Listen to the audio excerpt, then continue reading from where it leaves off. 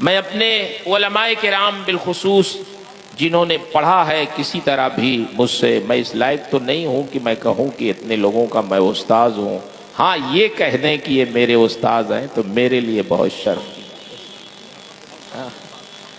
تو مجھے اس وقت بہت خوشی ہوئی جب گیا کے علاقے میں ایک دیہات میں جانا ہوا، ایک شاگرد پڑھاتے تھے وہاں، تو میں نے ایسے ہی عموماً میں نہیں پوچھتا ہوں کیا آپ کی تنخواہ ہے، لیکن زبان سے نکل گیا کہ بیٹا تمہاری تنخواہ کتنی ہے، کتنا تنخواہ دیتے ہیں لوگ؟ تو اس بچے نے کہا کہ حضرت 7,000 روپیہ دے۔ میں نے کہا تم تو باصلاحیت تھے، اچھے تھے پڑھنے میں، تمہاری تنخواہ تمہاری صلاحیت کے اعتبار سے بہت کم ہے، اگر تم کہو تو تمہارے لیے کوئی تمہارے معیار کی جگہ تلاش ہے، اچھی جگہ تلاش ہے۔ جی۔ اس شاگرد نے تھوڑی دیر کے لیے اپنا سر جھکا لیا، کچھ دیر تک وہ خاموش رہا، پھر اس نے سر اٹھایا اور اس نے کہا حضور میرے لیے کوئی جگہ نہ تلاشیں، میں بہت خوش ہوں۔ میں 5 سال پہلے اس آبادی میں آیا تھا پڑھانے، اور یہاں کے لوگ انتہائی گنوار، جاہل، اجڑ تھے۔ 5 سال تک میں نے ان کے پیچھے محنت کی ہے، الحمدللہ یہ 50% ٹھیک ہو گئے۔ سبحان اللہ، سبحان اللہ۔ حضرت اگر میں یہاں سے چھوڑ کر اپنے فائدے کے لیے چلا جاؤں کہیں تو جو میں نے محنت کی ہے وہ ضائع ہو جائے گی، اور یہ لوگ پھر وہیں پلٹ کے آ جائیں گے جہاں یہ تھے۔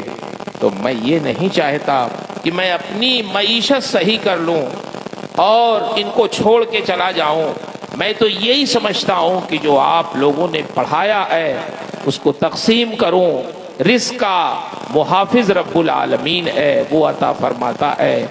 میں نے کوشش یہ کی ہے کہ ان کی اصلاح ہو جائے، میں اس وقت تک یہاں سے جانا نہیں چاہتا جب تک مجھے یقین نہ ہو جائے کہ یہ پختہ ہو گئے ہیں، ٹھیک ہو گئے ہیں، اب یہ پیچھے لوٹ کے نہیں۔ سبحان اللہ۔ میرے بھائیوں، یہ اس طالب علم اور اس شاگرد کی بات سن کر میرے خود دل کے دریچے کھل گئے کہ اللہ جب ہمارے شاگرد اتنے نیک ہیں تو ان کی برکتوں سے آخرت میں ہمارا بھی مسئلہ حل ہو۔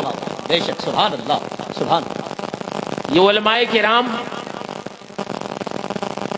ایک سے ایک اس میں مخلص ہوتے ہیں، رہنا بھی چاہیے۔ میں اپنے ان علماء سے عرض کروں گا، اللہ نے ہمیں دولت اکٹھا کرنے کے لیے نہیں پیدا کیا ہے، دین کی خدمت کے لیے پیدا کیا۔